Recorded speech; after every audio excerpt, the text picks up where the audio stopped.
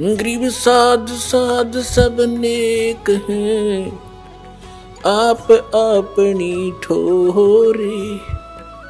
जो सतलोक ले जाएंगे वो साधु कोई और।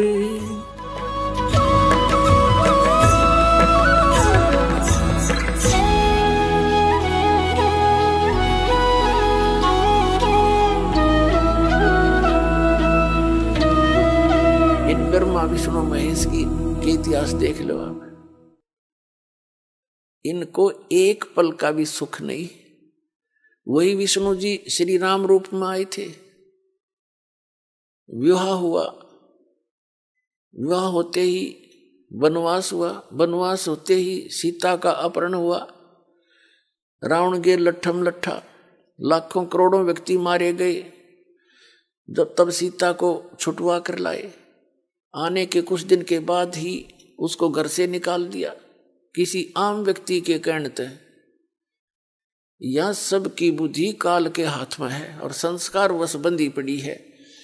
नारद जी ने श्राप दे दिया विष्णु जी को कि तू एक जीवन अपने पत्नी के वियोग में जीवेगा। फिर ये भगवान खा करे। जब नारद का वो श्राप इसके ऊपर असर कर गया, ये काहे के भगवान फिर भगवान पर असर करे। सीता जी की अग्नि परीक्षा करके श्री रामचंद्र जी वहां से लाए थे। यदि तू कलंकित हो चुकी है तो अग्नि में जल जाएगी, टंटा कटेगा तेरा। और यदि अग्नि में नहीं जली तो तू निष्कलंक है, रावण से ने छुआ नहीं तुझे। ऐसा ही हुआ।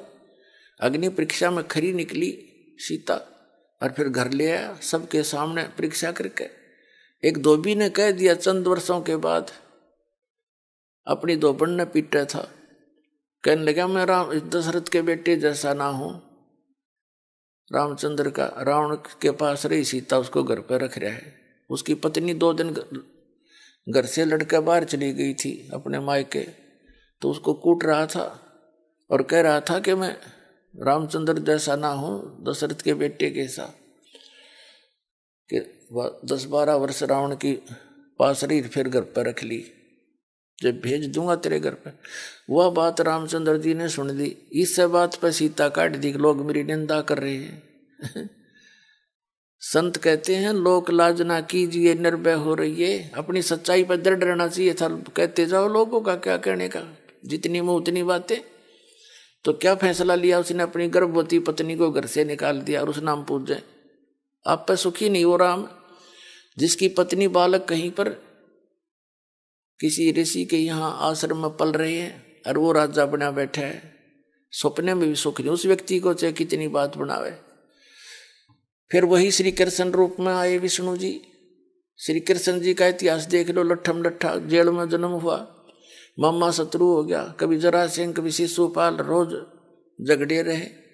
इस उद्देश्य से उन्होंने मथुरा को त्याग कर एक बहुत कोने में जाकर समुद्र के बीच में टापू सेलेक्ट किया। इन दुष्टों के झगड़े से बचाव के लिए कहते हैं राड से बाढ़ अच्छी।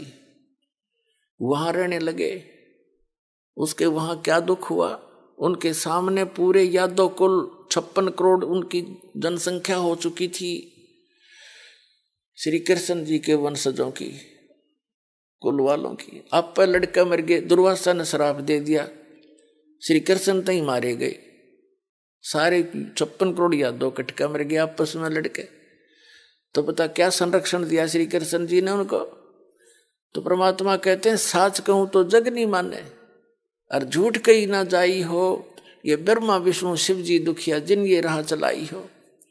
श्री देवी भागवत महापुराण के अंदर प्रथम स्कंद में ब्रह्मा जी पूछ रहे विष्णु जी से कि आप भी तपस्या कर रहे हो, मुझे बड़ा हैरानी है। आप तो भगवान हो, ये हो, विश्व पालक हो, सब देवों के देव हो। और विष्णु जी कहता है कि मैं अधिकतर सब तप करता रहता हूँ, तप करके फिर राक्षसों के साथ युद्ध करता हूँ, उनको मारता हूँ। थोड़ा बहुत समय मिला तो कुछ देर लक्ष्मी के साथ सुखपूर्वक व्यतीत कर पाता हूँ। तो परमात्मा कहती है खाक सो के इनको। तो कहने का भाव परमात्मा कहते हैं साच कहूँ तो थारा गले उतरे नहीं। आज से 600 वर्ष पहले ये बात परमात्मा कबीर जी कहा करते, जो दास आज कह रहा है, आज प्रमाण दिखा रहा हूँ। ये परमात्मा कबीर जी ने ये मीडिया, ये जो इलेक्ट्रॉनिक सिस्टम बनवाया है, कबीर परमात्मा की देन है या सतकर मान लियो, या मैन सतर की दिमाग नहीं है कि वैज्ञानिका ने ये बना लियो। ये वैज्ञानिक अड़े ना गड्ढे थे, 4 लाखों वर्ष बीत गए, कुछ ना बना पाए।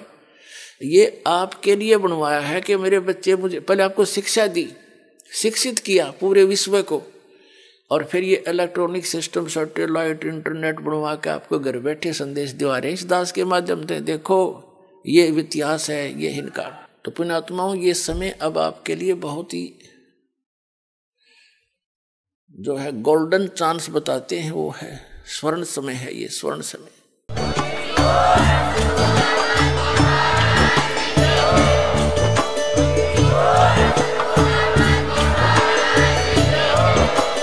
आप सुन रहे थे जगत गुरु तत्वदर्शी संत रामपाल जी महाराज जी के मंगल प्रवचन। अधिक जानकारी के लिए विजिट कीजिए हमारी वेबसाइट www.jagatgururampalji.org। संत रामपाल जी महाराज जी के शुभ आशीर्वाद से पूरे विश्व भर में 500 से भी ज्यादा नाम दीक्षा केंद्र हैं, जिन पर संत रामपाल जी महाराज जी द्वारा ऑनलाइन निशुल्क नाम दीक्षा दी जा रही है। अपने नजदीकी नाम दीक्षा केंद्र का पता करने के लिए संपर्क करें 8222880541।